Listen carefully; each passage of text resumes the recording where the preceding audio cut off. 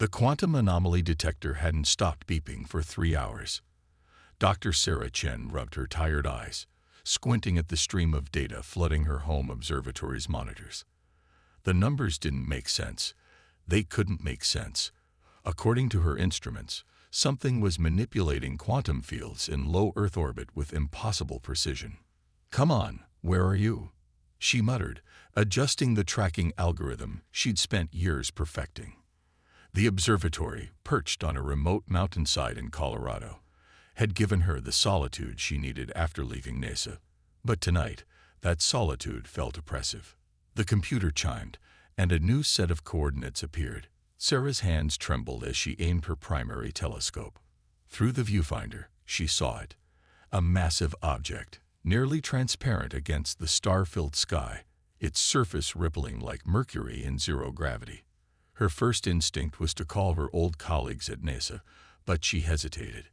They'd already dismissed her theories about quantum communication being possible across interstellar distances. This was her chance to prove them wrong. The object was descending. Sarah grabbed her tablet and emergency kit, then rushed to her electric wheelchair. The observatory's location, chosen for its isolation, now seemed like a liability. The nearest military base was hours away, and cell service was spotty at best. As she navigated down the observatory's ramp, the air crackled with static electricity. Her tablet's screen flickered, and her wheelchair's controls became sluggish. Above her, the object had grown larger, its surface now emanating a soft, pulsing light that painted the mountainside in ethereal colors. "Okay, Sarah, you wanted first contact. Now don't screw it up," she whispered to herself, trying to steady her nerves. Her hands gripped the wheelchair's controls tighter as she moved into the clearing behind her observatory. The alien vessel, she could no longer deny what it was, hung suspended about 50 meters above the ground. It was smaller than she'd initially thought, perhaps the size of a commercial airplane, but its design defied conventional aerospace engineering. The hull seemed to phase between solid and gaseous states, and patterns of light rippled across its surface like neural signals in a transparent brain. A high-pitched tone filled the air, and Sarah felt a pressure in her skull, like the precursor to a migraine. Her tablet came to life, complex mathematical equations scrolling across its screen faster than she could read them. But she recognized the patterns. They were variations of her own quantum communication theories. They'd been watching, studying her work. The tone changed frequency, and a beam of light shot from the vessel's underside, materializing into a figure about 10 meters away from her. The beam stood roughly human-sized, but its form was fluid, shifting between humanoid and geometric shapes, as if it couldn't decide which dimension it preferred to exist in. Sarah's wheelchair's electronics died completely, but she wasn't afraid. She'd spent her entire career preparing for this moment, even if others had called her crazy. Slowly, she raised her hands in what she hoped was a universal gesture of peace. The being mimicked her gesture, its form stabilizing into something vaguely humanoid. When it spoke, the words formed directly in her mind, accompanied by mathematical equations that explained concepts human language couldn't express. "Dr. Sarah Chen," the being communicated, "your quantum theories drew our attention. We need your help. Earth needs your help. There is a threat approaching that neither of our species can face alone."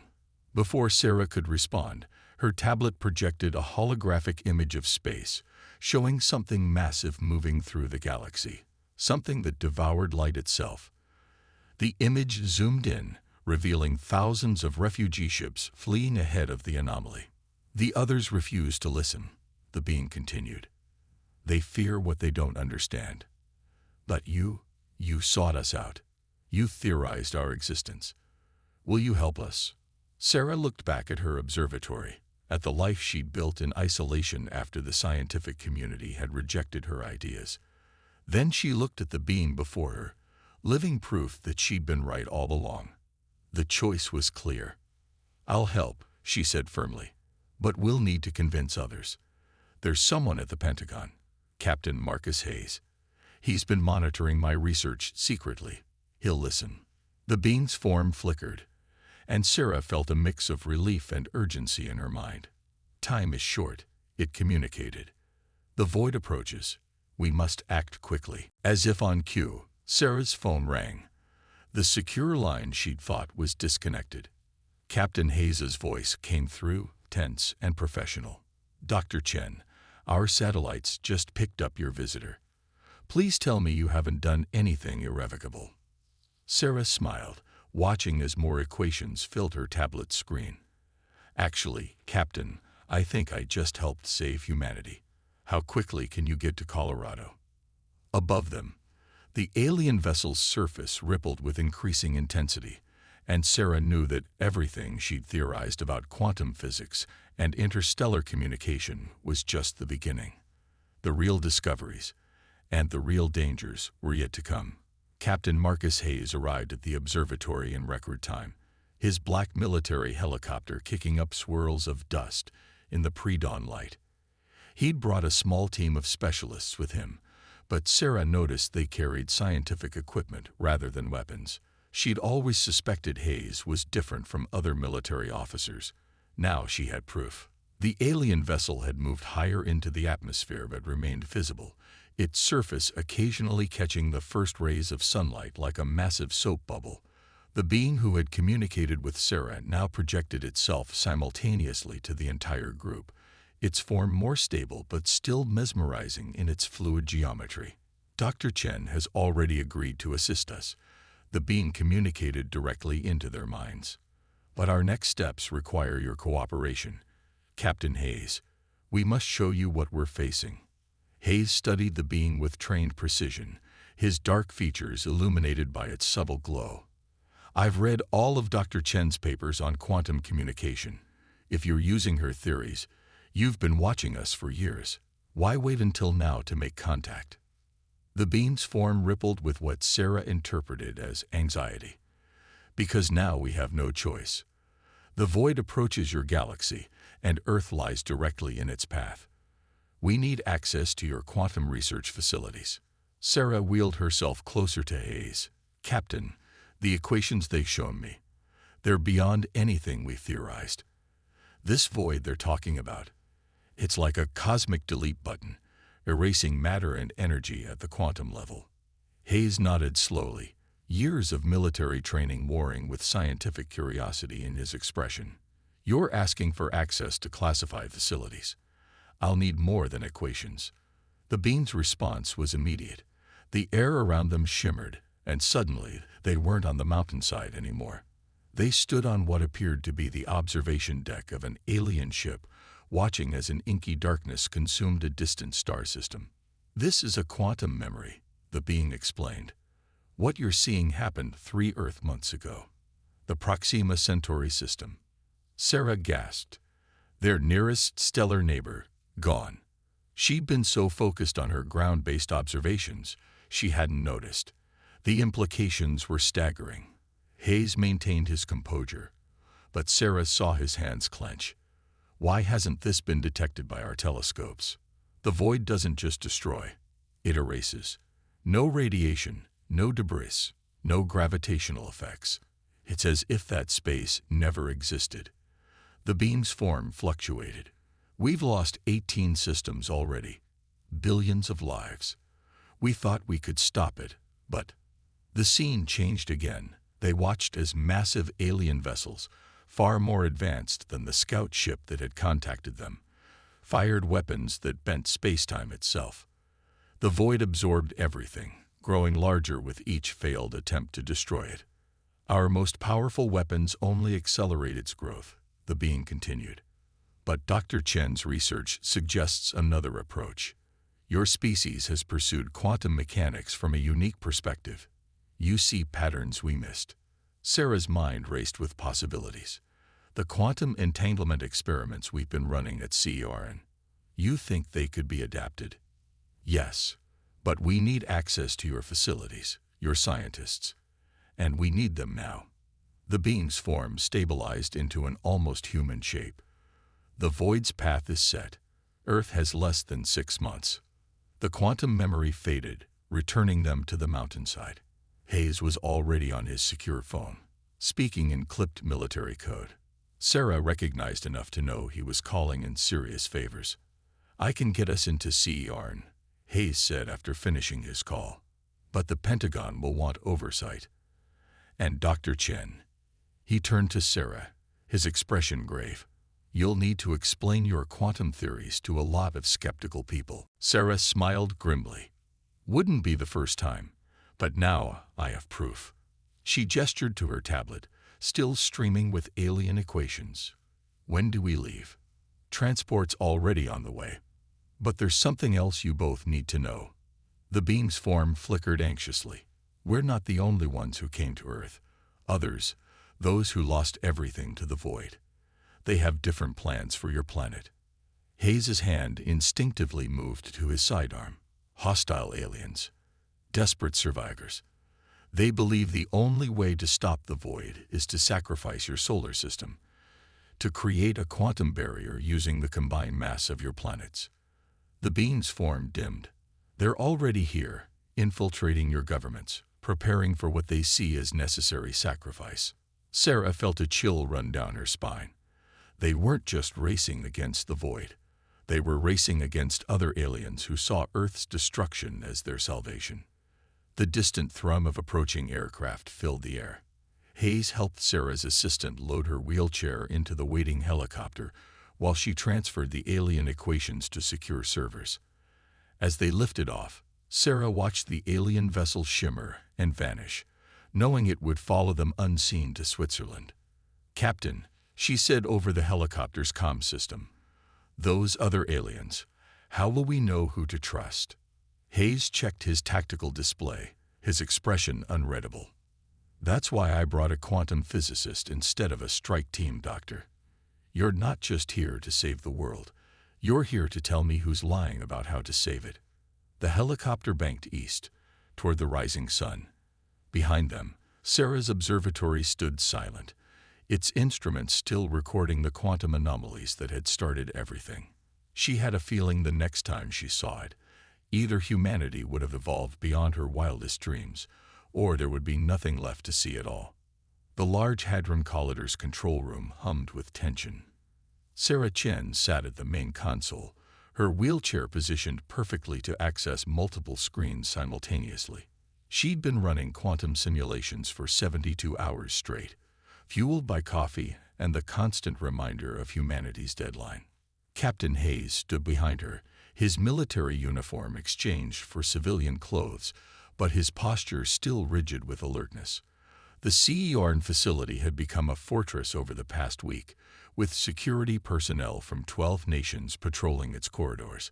Above ground, invisible to human eyes, their alien allies maintained a vigilant watch. "The equations aren't lying," Sarah announced, pointing to a complex stream of data. "But they're not telling the whole truth either." She turned to face the holographic form of their alien contact, whom they'd started calling Atlas. "You knew this would happen, didn't you?" Atlas's geometric form shifted uncomfortably. "We suspected. The quantum barrier proposal, it would work. But the cost would be the complete atomic dissolution of Earth." Sarah finished. "You didn't just come here for our help. You came here to stop the other aliens from implementing their solution." Hayes moved closer to the console, his eyes scanning the security feeds. "How many of them have infiltrated Earth's governments?" "Enough," Atlas admitted. "The displaced, as we call them, are desperate. They've lost everything to the void. Their logic is simple. Better to sacrifice one planet than lose an entire galaxy." Sarah's fingers flew across the keyboard, bringing up new simulations. "But there's something else. These quantum signatures, they're not random. The void isn't just destroying systems, it's processing them, converting them into something else." The control room door opened, admitting Dr. Elena Rossi, CERN's head of quantum research. Her usual confident stride faltered slightly as she... The Italian physicist's face remained pleasant, but her eyes had changed. They now held the same geometric patterns they'd seen in Atlas's true form. "We had such hope for you, Dr. Chen. Your quantum theories, They were so close to understanding. But you're too attached to this world, too unwilling to make necessary sacrifices. Hayes had his weapon drawn, but Dr. Rossi, or whatever was wearing her form, merely smiled. Your primitive weapons can't harm us, Captain. We exist in multiple quantum states simultaneously. Did you really think we'd reveal our true plans to Atlas and his kind? The void, Sarah said suddenly, the pieces clicking into place. You created it, didn't you?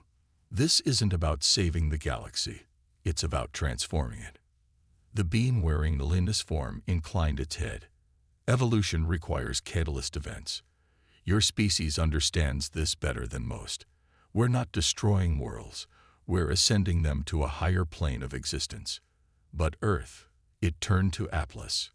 Earth is different. The quantum theories developed here threaten everything we've worked toward. Atlas's form flared with energy.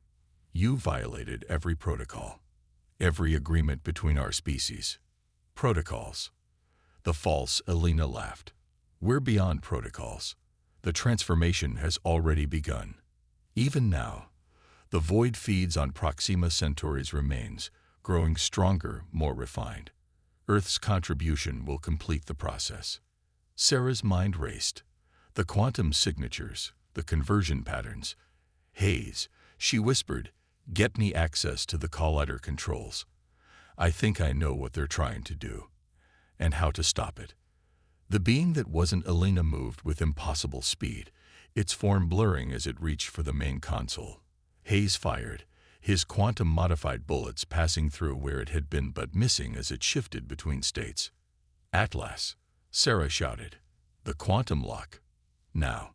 The friendly alien's form expanded, filling the room with geometric patterns that forced reality to behave according to classical physics. The displaced being solidified, trapped momentarily in a single state, long enough for Hayes to tackle it away from the controls. Sarah's fingers flew across the keyboard, bypassing security protocols she'd helped design.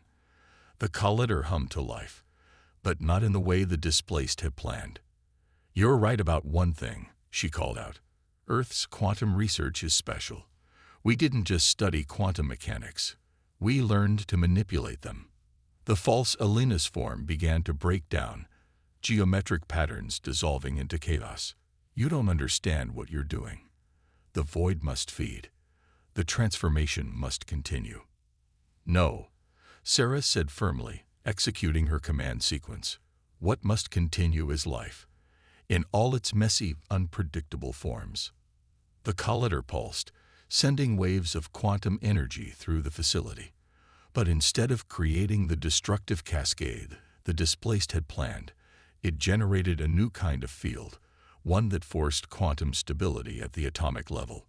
The being wearing Elena's form screamed in frequencies that shattered computer screens.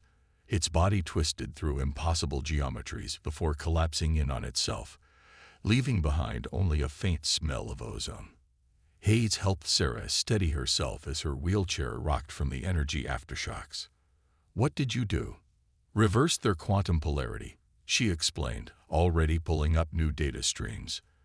They've been existing in multiple states, using that instability to power their transformation process.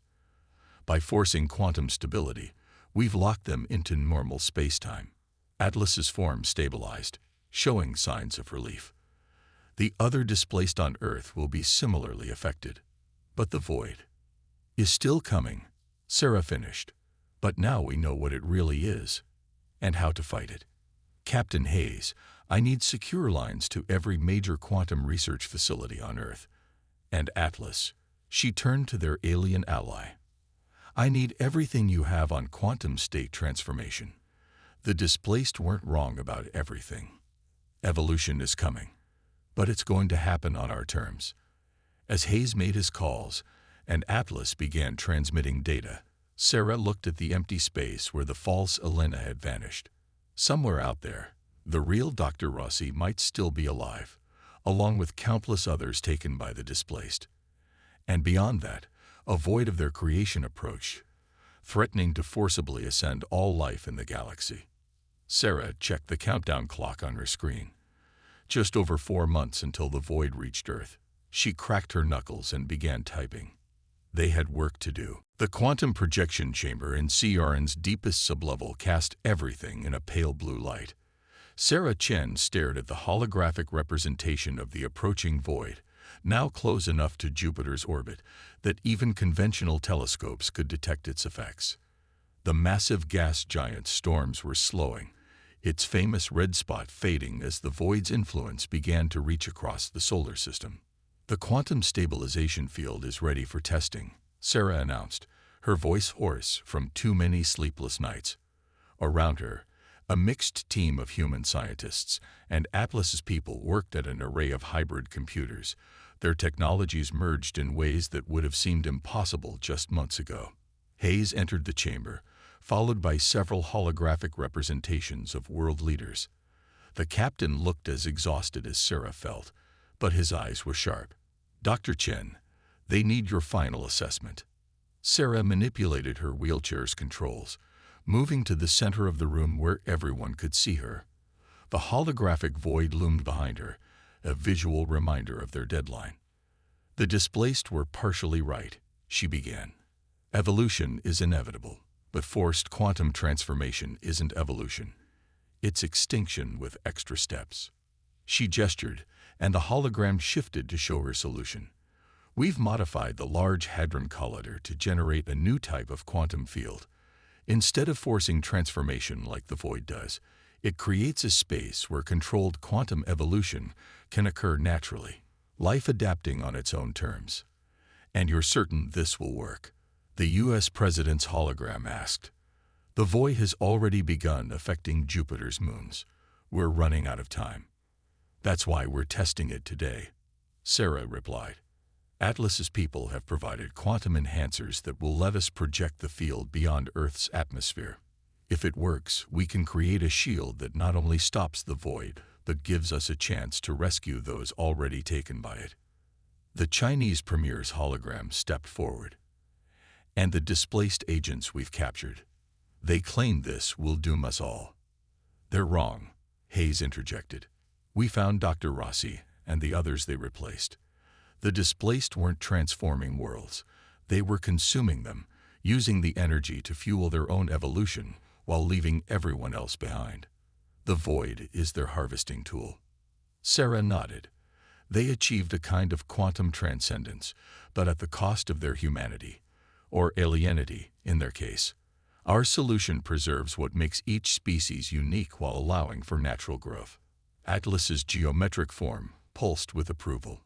"This is why we came to Earth. Your species sees possibilities we have forgotten existed." Alarms suddenly blared throughout the facility. Hayes rushed to a security console. "We've got quantum fluctuations in the maintenance tunnels. The displaced, they're making their last move." Sarah's fingers flew across her control panel. "They're trying to overload the collider, turn our quantum field into a transformation catalyst." "Everyone out. I need to stabilize the reaction." "Like hell you're staying here alone," Hayes growled, drawing his quantum-modified weapon. "Atlas, protect the evacuation. I've got Dr. Chen."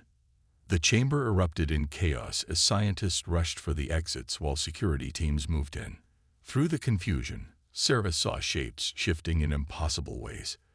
Displaced agents, no longer bothering to maintain human form, flowing through walls and around barriers. "Hayes," she shouted. "The quantum lock." The captain activated the device they'd developed after the first encounter, forcing local spacetime to follow classical physics. The displaced beings solidified, their true forms revealed as crystalline structures that pulsed with internal light. "You cannot stop evolution," one of them resonated, its voice vibrating through the quantum spectrum. "The void comes. Change comes. It is inevitable." "You're right," Sarah replied, not looking up from her work. "Change is inevitable. But this isn't about stopping evolution. It's about choosing how we evolve." She executed her command sequence. The collider hummed to life, but instead of the destructive overload the displaced had planned, it generated a precisely controlled quantum field. The chamber filled with shimmering patterns of light, as reality itself began to shift. The displaced beings screamed in frequencies that cracked computer screens. Their crystalline forms began to fracture, not from destruction, but from something else. True transformation. What's happening to them? Hayes demanded, helping Sarah move her wheelchair away from the intensifying field. They're experiencing real quantum evolution, she explained, watching in fascination. Not the forced transcendence they were pursuing, but natural growth. Their consciousness is expanding while maintaining their essential nature. The light show reached a crescendo. Where the displaced had been, new forms took shape, still crystalline, but organic, alive in ways their previous forms hadn't been. They looked at Sarah with newfound understanding. "We were wrong," one of them communicated. "This feeling, it is what we sought all along. Not domination, but harmony." Atlas's form expanded with joy. "You've found the path we all should have taken." Sarah checked her readings. "The field is stable. We can begin scaling it up, create a shield around the entire solar system before the void arrives. And then we do what humanity does best," Hayes finished. "We explore, we grow, we learn." He looked at the transformed, displaced beings. Together, the chamber's quantum field pulsed with possibility.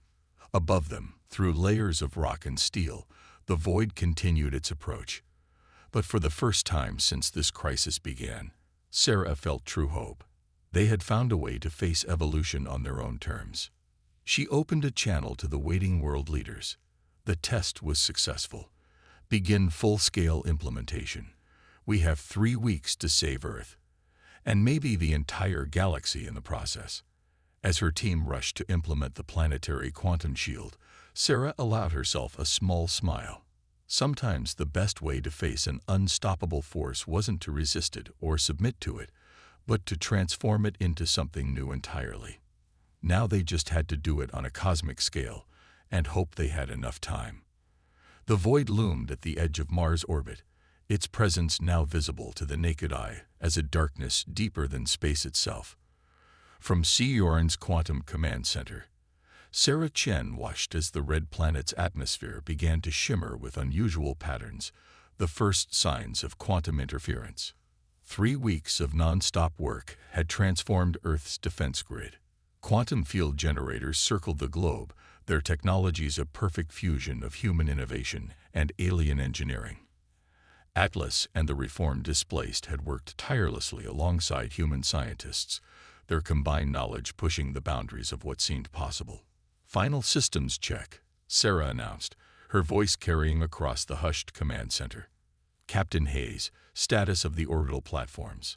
Hayes stood at the primary tactical display, his uniform wrinkled from too many hours on duty. "All 23 platforms are aligned and powered. The quantum field is stable and ready for full activation." Sarah nodded, then turned to Atlas and the transformed displaced leader, they now called Genesis.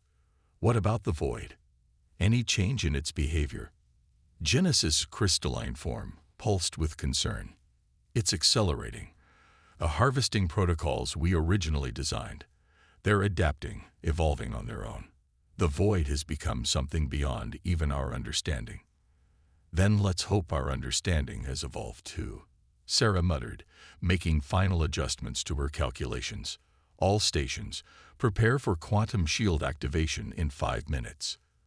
The countdown began, and Sarah allowed herself a moment to reflect. The quantum field they'd developed wasn't just a shield. It was a bridge between states of existence, allowing for controlled evolution while preserving the essential nature of all life it touched. If it worked, they wouldn't just save Earth. They'd offer the galaxy a new path forward. Suddenly, alarms blared. Multiple quantum anomalies detected. A technician shouted, "The void, it's splitting." On the main screen, they watched in horror as the cosmic darkness fractured into tendrils, each one reaching toward Earth like hungry fingers. The void wasn't just approaching, it was hunting them. "It sensed our quantum field," Genesis realized. "It's trying to consume our technology before we can activate it." Sarah, Hayes called urgently. We need to activate now.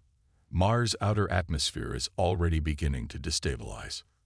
Sarah's hands flew across her controls, redirecting power and recalculating field harmonics. If we activate too soon, the field won't be properly tuned. We could end up worse than what the void would do to us. Dr. Chen, Atlas intervened, its geometric form expanding with intensity. There's something we haven't told you. The void, it contains the essence of every world it's consumed. Billions of beings, their consciousness preserved but trapped in a state of perpetual transformation. Sarah's eyes widened. That's why the void is drawn to our quantum field. It's not just trying to stop us. The consciousnesses inside it are reaching out for salvation. A plan formed in her mind, brilliant and terrifying in its simplicity. Hayes, I need you to modify the orbital platforms. We're not going to shield Earth from the void. We're going to reach into it. That's suicide. Hayes protested, but his hands were already moving across the controls. No, it's evolution. Sarah's wheelchair hummed as she moved to the central quantum interface. Atlas, Genesis, I need you to help me reconfigure the field harmonics. We're going to turn the void's own quantum instability against it. The void's tendrils were now passing Mars, their progress visible as waves of quantum distortion that ripple through space. Earth's atmosphere began to shimmer with aurora-like effects as the approaching cosmic anomaly affected the planet's magnetic field. Field reconfiguration complete, Atlas announced. But Sarah, what you're proposing? I know. She took a deep breath. Everyone, clear the room except for Hayes and our alien allies. What comes next? I don't know exactly what it will do to local space-time. As the technicians evacuated, Sarah initiated the quantum field. The air itself seemed to crystallize, reality taking on a faceted quality as fundamental forces began to shift. Through the window, they could see the sky transforming, colors that had no names bleeding across the spectrum. Now, Sarah commanded, and Hayes activated the orbital platforms. 23 beams of quantum energy lanced out from Earth, not to create a shield, but to pierce the approaching void. The tendrils of darkness writhed, trying to consume the energy, but Sarah had anticipated this. The beams weren't just energy, they were channels, bridges between states of existence. My God, Hayes whispered as the void began to change.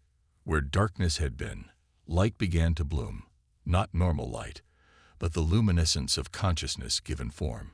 The billions of beings trapped within the void were responding to the quantum field, using it to restructure themselves. Sarah's consciousness expanded as the quantum field reached its peak. She could feel the void's transformation, could sense the countless minds within it awakening to new possibilities. Through her quantum interface, she guided them, showing them how to evolve without losing themselves. The void shuddered, its darkness turning inside out as trapped civilizations began to emerge. But they weren't returning to their original forms. They were becoming something new, something that bridged the gap between physical existence and quantum transcendence. It's working, Genesis exclaimed, its crystalline form resonating with joy. The void. It's becoming a cradle of new life. Where the void had been, a new kind of space was forming. A quantum nursery where civilizations could grow and evolve at their own pace. The forced transformation protocols of the original displaced were being rewritten, turned from tools of consumption into frameworks for natural growth. Sarah slumped in her wheelchair, exhausted but triumphant. Hayes steadied her as the quantum field began to stabilize. You did it, he said softly. You found a way to save everyone. We did it, she corrected, looking at their alien allies. All of us, working together. We didn't just stop the void, we transformed it into something beautiful. Atlas's form pulsed with newfound purpose. This is just the beginning. The quantum nursery you've created, it will allow species throughout the galaxy to explore evolution on their own terms.